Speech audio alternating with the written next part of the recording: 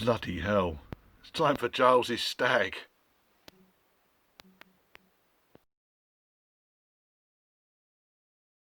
Right, we've got all the engine heads, flywheel, everything's on. Bit of a project fucking flounder with the gearbox though, because this is the gearbox nose extension, goes around the input shaft on the gearbox. That's the release bearing carrier. The internal diameter on that is smaller than the external diameter on that. Subsequently, it don't fit, but 0.2 of a millimetre out. That thing should slop up and down like a dick in a bucket. I've no idea what's gone wrong. Dropped the engine down onto its mountings. We had a slight problem that the hawser got trapped between the sump and the cross member. Silly, beginner's mistake, I know. Just tightening up the engine mountings, and then really going to kind of call it a day on this. So the heads are loose fitted into place at the moment. They're not torqued down in any way. I need to remember that. Other bolts that are loose on this. That's it really. The reason I've not torqued the heads down yet is I'm going to get the timing chains in and put the timing cover in properly. But it's getting there. Bastard car. It has all gone in. Issue with the Stags. This is Giles' Stag. The reason we couldn't put the gearbox on, as I said, was the bearing carrier for the clutch release bearing. That's the clutch release bearing on the end there. That's the carrier that it sits on. This is the extension of the nose of the gearbox. It don't fit. Now I've been through and I've checked various different specialist websites, and there isn't a huge amount of information, but I did find an American site called Buckeye Triumph. Very, very good site. I'll put a link in the description. And they came up with a rationale that said that there should be between 5 and 10 thou of an inch clearance between the outer and the inner. So we're going to need to machine the outer part down. I've got a friendly engineer down the road. New part is 30 quid, but probably still need engineering. Somewhat bizarrely. Now, what I can't understand is, I genuinely believe this came off the car. I don't believe this is a new carrier. And what I can't understand is how it ever worked.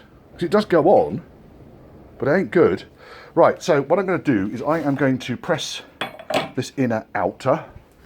Just use a little drift face.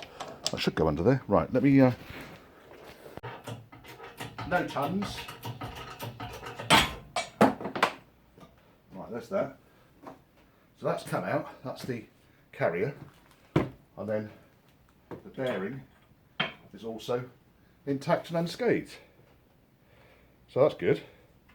Happy with that. I shall put the bearing in a glove because I don't want it contaminating up, and that's ready to go back to Mr. Giles. What I'm going to do next is we're going to go and measure this thing properly and find out why on earth it ain't fitting. So that's that job. As you can see, when I put that on there, it is as tight as a camel's arse in a sandstorm. I should give him a tap and it'll come out again. So this thing should resort to gravity. That should not be hanging on there now. So you can see where the problem is. And when I measured this using my vernier caliper, it struck me that the carrier was smaller than the rubber mallet. Get up, you bastard. Fucking thing. That's how tight it is. So this is why I don't understand how that could ever have worked. I can only think there's some distortion up here.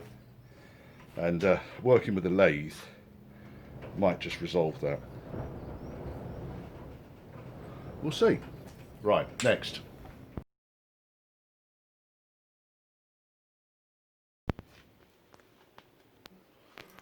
That'll do. Right, okay, we're back on Triumph Stag Pro Bono work. Started this job a long time before I set my company up, and feel obliged to finish it really. So this has ended up being a complete engine rebuild. And the engine went in a couple of months ago. Then we had problems with the release bearing carrier and the nose on the front of the gearbox. I had that machined. That gearbox went in on Sunday. What a bastard of a job. Mainly because the owner, give it a torch, the owner has got a nice sheet of plasterboard under the car, which we couldn't get out because it was all on everything. So the gearbox is now in, and then we were struggling with the various bolts that go around and about the gearbox. They're not particularly accessible on the Stag, but they are. So just doing the last two bolts on the gearbox, and it looks dramatic, but these heads were only loosely placed in place anyway. But these two bolts here, they're an absolute and utter fucker to get to.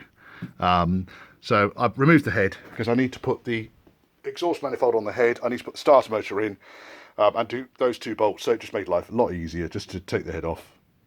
Minute and a half's work, and then we can put these two bolts in. That one especially is often omitted because it's just impossible to access with the engine in place. You need to get underneath with a very, very long extension bar in order to put that on. But I'm going to put it in because it's in there for a reason. That one normally is a bit more accessible, but we were struggling with it. And I thought, well, why struggle when we're going to take the head off anyway? Right, so chains are on. Textbook mechanism here. The only thing I urge you guys to do, when you're checking the timing marks, I'm just going to struggle to get round this side of the car on Giles's garage. When you're checking top dead centre, what you're basically looking for is an alignment between that mark on the camshaft, the end of the camshaft, and that mark on the timing cap, or the camshaft number 1 cap. Now, normally what I do is just put a straight edge in there. Okay, so you see a nice straight edge going across the two, beautiful. Same on the other side, straight edge going across there, beautiful, nicely lined up. And obviously you've got your top dead centre marker on the crankshaft pulley at the bottom, which is not fully located down here yet, but that's the top dead centre marker, and just behind the pulley, I can see it, you can't. And then it's just a case of rotating the engine over a couple of times, making sure there's no tight spots. Good cardiovascular exercise for even the most shy of. Right, so we're coming round now. There's the timing mark there. And I can see it creeping underneath the lines to top dead centre. Again, visual check to double check that everything lines up on both camshafts. Both chains are absolutely bang on.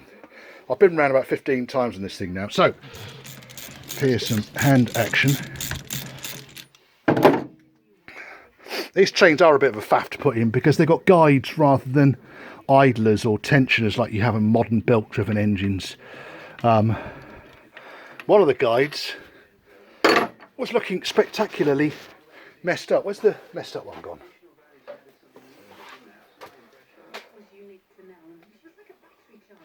Now, just wipe the crap off it. That's on the leading edge. The chain would have gone off the camshaft and straight onto that guide. And it's chewed the fuck out of it. It's a mess. So, luckily I have one in the shed. Right, let's get this crankshaft pulley off. It can come off. I'll show you what we've basically got in here. Inner chain and the straight edge guide. So this is obviously the guide that you want it to be running along permanently. This is the tensioned side up here. So this inner chain goes to the left hand head, runs along this guide here, around the crank tooth, then goes up around the lay shaft, which operates the water pump and the distributor. Tensions on here and then goes up there. And then additionally, we've got a hydraulic tensioner hiding down at the bottom here, which you can't see because my head's in the way. Head's in the way of the torch. Hydraulic tensioner down there. Once there's oil pressure, it will take up further slack in the chain and run it at a standard operating kind of tension. On the other one, exactly the same principle. We come off the cam wheel, we run down the right hand side, down a straight edge and onto the crank pulley. Now again, I've got some slack on this, I think because I've wound the engine back. So if I just wind the engine over, balance that there, wind the engine over clockwise, just barely anything. It should take that slack up. That's all it's done. It's taken up the slack. Just must have been while I was undoing the crank bolt pulley.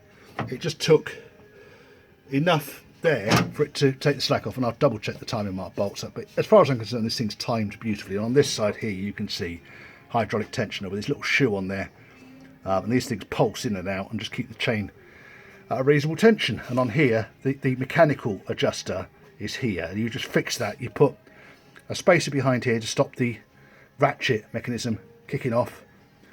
feeler gauge 1 mil or 40 thou between the chain and the shoe, and then adjust the tensioner, which you might be able to see down there. You can see the tensioner brackets just there. But that's it. So happy with the timing chains now. That's all timed up. Timing cover's going to go on the fucking thing now. And then I think at 4 hairs past 3, I've got no idea what the time is. It's 3 o'clock. I've had enough. So timing cover's going to go on. Cam covers can go back on. And I'm packing up. I'm back onto this nearer Christmas. But this is fairly close to the big start. Exciting, eh?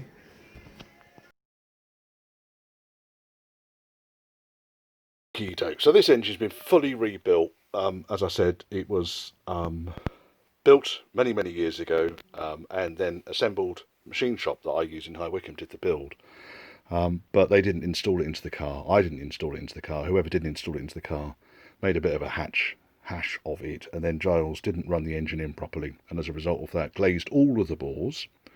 All of the cylinder walls were glazed. Compression dropped on 6 of them, and it was blowing oil out of the exhaust faster than petrol fumes. I think when he was driving back from Le Mans to the UK, which is about 450 miles, I think he said he got through 12.5 litres of oil. That is some consumption. Anyway, so I got involved in this project largely because I felt sorry for the owner. Tore it all apart. We identified the fault with the glazed cylinder bores, took the engine out, took it back to the machine shop, who went way outside the call of duty, as far as they rehoned the cylinders and provided new bearings and polished everything and got it really kind of back to where it was when he first did it the first time round. Obviously we paid for parts and so forth, and I thought that was a really generous offer from the machine shop. That's why I continue to use them. Link is in the description below. Yeah, so this has been a long time getting this thing back together again, but it's now more or less. So the engine block and the heads and obviously are on it. It's had new hardened crankshaft, which came from Faversham Classics in Faversham, obviously. Trevor down there's a wonderful chap. Right, so really all I've got to do is put ancillaries onto this thing, get the carbs put onto it, get all the hoses and so forth on it. We're no doubt going to find that there's a world of things that are missing. I disconnected the awful effort of this was immobiliser that does something with the immobiliser. But basically what it done was just bridged, by twisting 2 wires together, bridged the feed onto the back of the solenoid, which is pretty amateur crap stuff. So I need to kind of hook all that lot out and really work out what it is we're going to need to do in order to get this car up and running, which is the target, I think, for today and tomorrow. This car has been in this state, in this garage, more or less, for 2 years now. Bit of dust on it. I better not draw a knob on it, because otherwise his kids will see it and then I'll be in deep shit. Yes, in fact that was the Le Mans trip. That was when he went. Le Mans Classic 2018. And that was when he had the disasters with the engine all the way back.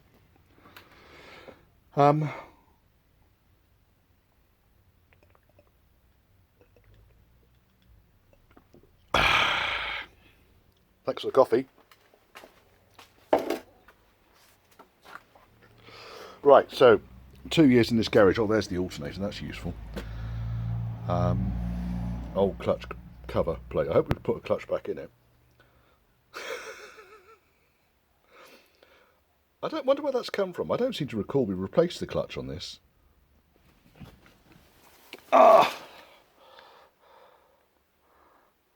It's got some meat left on it. It's been that long since I've been involved in this car that I really couldn't tell you what we've done and what we haven't done. One issue that we have got at the moment is that we can't rotate the back wheel to turn the prop shaft, to do the prop shaft bolts up, because the drum has seized on at the back. It was left part with the handbrake on. Because it's happened to me a few times, it's something I never do. Right. This is a useful tip if you're working on a Stag. invert the bonnet on the roof, carefully assemble all your parts up here. It's the easiest way of doing it. Oh, right, now we have put cam covers on, but I don't believe there are any gaskets underneath there because I can just see the gaskets on the roof up here. This is part of the problem with dealing with the project and then coming back to it 8 months later. And COVID's not helped. Kung flu has not helped here because I got isolated in Devon. And had I had a workshop up here, then I would have been able to be a lot more efficient in getting this thing sorted out, helping Giles out, get his motor back on the road. So it's just a case really of going round and checking what we've done. It's got old gaskets on it, so we'll need to do that. Obviously we've not run any oil through the system, probably find there's no oil even in the sump. Power steering pump and belts on, alternators on down there. That's the original location for the alternator, which is not great. I suppose they located it down there because aircon on the overseas models was up here. I actually moved mine sort of, to this top location up here. There's a very, very effective bracket to move it out of all the road crap. Makes life easier as well to adjust it. These things are a pain in the arse to fit, by the way, because the gaskets just do not fit properly, and because they don't fit properly, they spring out all over the place. You can see here that's had to be really glued into place. Well, these need to go on before I can put the carburetors on. There's no point reusing these. You have to put new on, I'm afraid. But they're a ball's ache. To do that, then I've got the carburetors in the back of my car, which have been rebuilt. And it's really a case then of fucking around putting all the hoses and things on. Hoses Carreras, as he's known. Distributor can go in now, I think. I don't see any reason why not. Coil can go back on. I've just noticed that up here. Ignition coil. It's a ballasted coil, this one. So it actually needs a ballasted feed, which is what this chap is here. That's the ballast resistor. Now, normally on the Mark 1s, these screw in up here somewhere, but this one doesn't for some reason, and I don't know why. So I'll screw it onto this post here, which is where I have mine for a short period of time. And we've got all this other crap. Little suppressor thing. All needs sorting out. Right, okay, so when you're putting the distributor back in, what you need to do is point the rotor at the number 2 position on the cap. Got the vacuum advance. Giles is distracting me.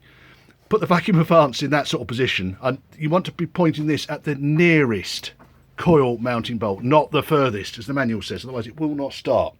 So we're at top dead centre. We are pointing in number 2 firing position. The reason it's number 2 firing position is because number 2, all the ignition timing on these engines, these modular engines, is done on this front cylinder, which is cylinder number 2.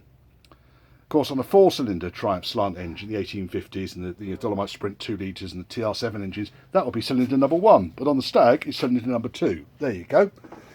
I've been putting all the coolant hoses on. Then we just found a big box in the boot full of brand spanking new coolant hoses.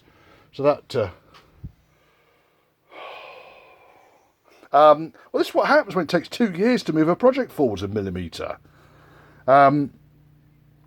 Yeah, replaced the gaskets, which I put in using a instant gasket and not a bathroom sealer. Just going over now, just tidying things up. It's all right, isn't it?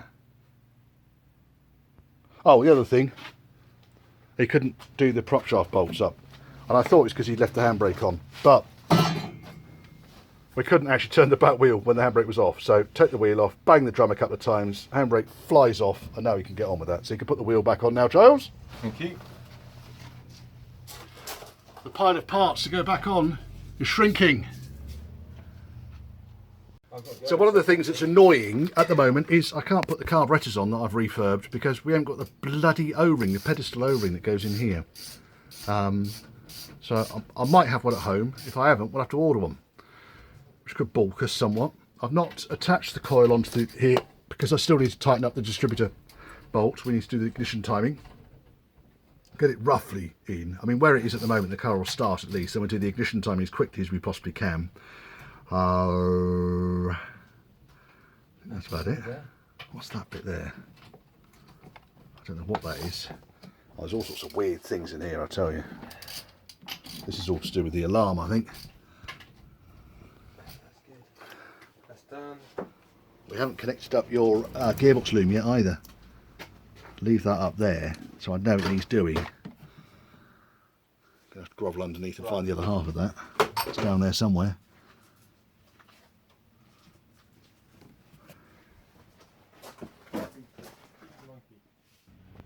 Okay, minor slip up. The car's got a spin-on oil filter. Because it's been years in this project, I've completely forgot. So luckily, All Parts High Wycombe were able to get me a equivalent filter for this thing. So we should be able to stand a chance of getting this thing up and running. So where are we? So everything on the top end of the engine is now together, sealed up. I'm happy enough with the cam cover gaskets. I'll just double check them in a minute. Really, it's now, so the radiator went in last night. Oh, one thing we didn't do, I didn't torque up the bloody crankshaft bolt. So the rad's going to have to come out again. I'll let Giles do that.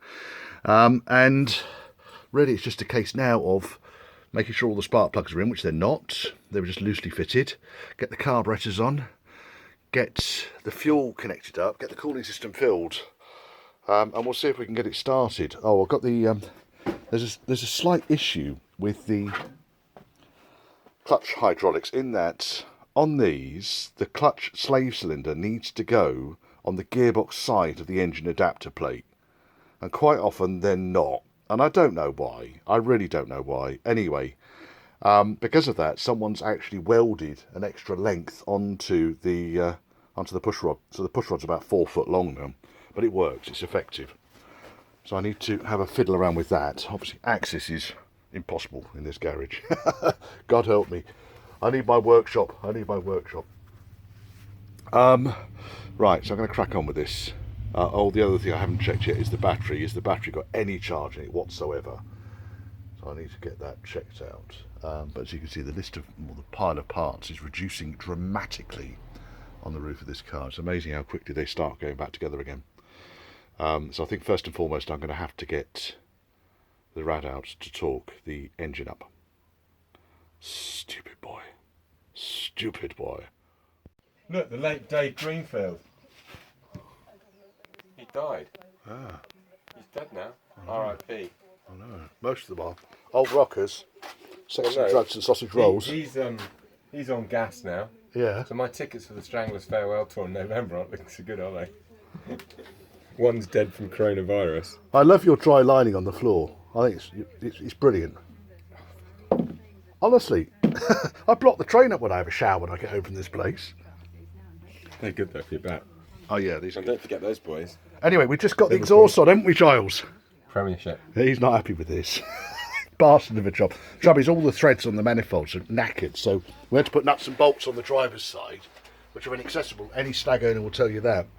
And then I thought, great, we slotted the pipes into the centre silencers. So if I go down here, there they are, looking really nice. Hello. All slotted in. There's Giles over there. There's remains of one clamp there. And do you know what we forgot to fucking do? Yeah. Actually, we can use the bolt out of this one. We can use one of the new bolts into this one. Yeah, that'll work. Okay. But the other one I'll have to get you a U-bolt for. That was a bit thick, wasn't it? I was asking you about that. I said, don't forget the... Yeah, but for some reason I thought you had U-bolts. Anyway, exhaust is on. Clutch slave. This is amusing me. So basically someone's installed the clutch slave. Well, we had to again, but someone installed the clutch slave the wrong side of the drive plate. And then they've welded a huge extension onto the clutch rod. Now, it works. I'm leaving it like it for now, only because I can't be bothered to unbleed all the hydraulics on it and put it all back together again. Prop shaft bolts were a bind, largely because the exhaust, not the exhaust, the handbrake is stuck on. Rad's in, torqued up the crank bolt. I think next thing is to lob some oil in, oil filter on, crank it over, see if we get any electricity first of all, and then we can see if we get any oil pressure. Went back together, right? Any lights? Right. You might have to use your what's its name, your immobiliser, because I've disconnected it. Oh, there's lights on. Yeah, but I don't think it's going to do anything.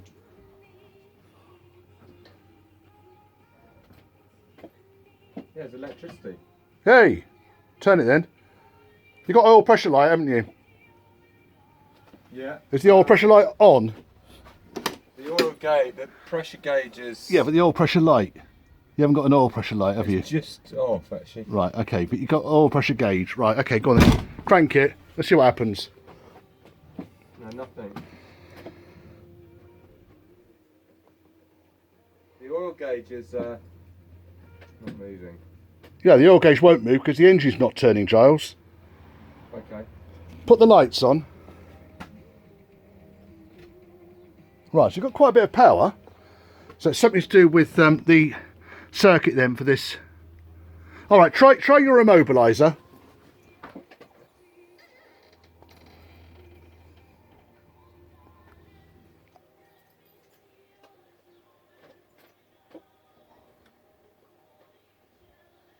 Anything?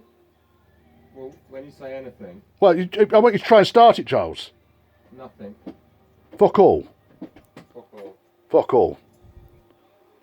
Oh, that's disappointing. Lights are working, which is good news. Do the lights go off on the dash when you try and start it? They go off and then on. There's a faint green light under the oil. Yeah. Did you see that guy that redid his dashboard? No, I didn't. In the last magazine, it said, can you spot the obvious mistake? What did he do? I couldn't spot it. He probably put the speedo and the tacho the wrong way round. Yeah, something like that. Right, I really need my vomiter now, I'm afraid. I've got a voltmeter, but It's a bit flat. tricky. Ignition off. Yeah. Right, try again. No. There's nothing happening at the starter, so I need the vomiter really. Let's Let's. try my one. Right, ignition off. Yeah. Let's just check the back of the starter motor. Oh, hang on a second. The bloody wires, the solenoid wires hanging off the back of the starter motor. Is it? Oh, fucking amateurs. Right, let me get that back on. Put the solenoid feed onto the starter motor. Let's see now. Right, go on, try now. Okay. Oh. Right, keep it winding over until you get oil pressure.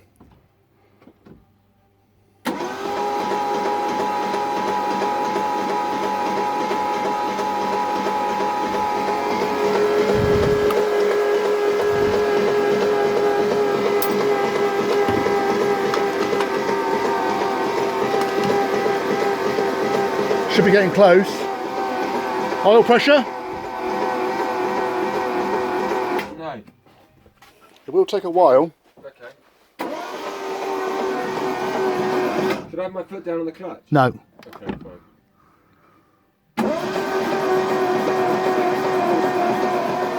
Quarter of a tank of petrol. Battery's killing.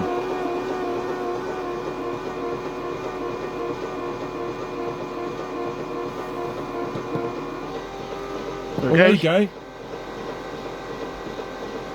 So you Stop know at about 50. this stuff, don't you? If you stop at 50.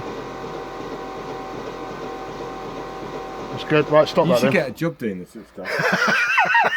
It'd be nice if I got paid for it, Giles. Right. So we know we've got oil pressure, which is good news. Right, we can put the spark plugs back in now. Ignition off, please. Should we put them all back in? Yeah. Just, it makes the engine spin over a bit faster, less load on the crankshaft, everything. How are we to firing it up? Huh? Can we fire it up soon? The engine. You're an impatient bastard for a 2-year project, aren't you? It's like a 2-year-old. Don't shock me like that. Right. Right, spark plugs in.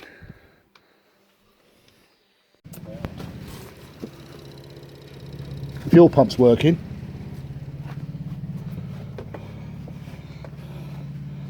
We're getting fuel through.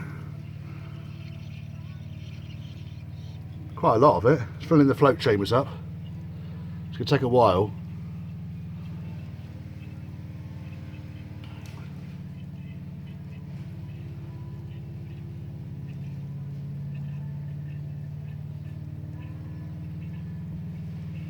God, it's taking. Stop!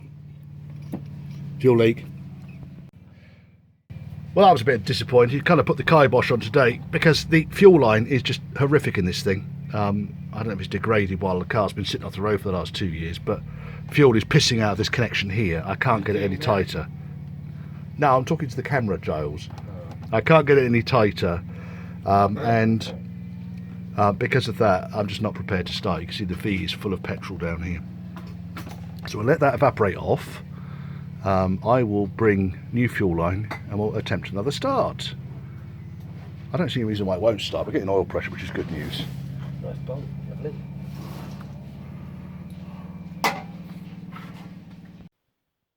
If you like this kind of crap, please subscribe for more. There's a subscribe button down there somewhere. Give me comments down below. Give me thumbs up. All helps the channel. Give me thumbs down. If you absolutely must, and I've got no understanding as to why you want to do that, crying out loud. If you want to contact me, churchhouseclassics, all one word, @gmail.com. You notice I've had a haircut as well. My son went at me with the clippers yesterday, so I look like a tramp again.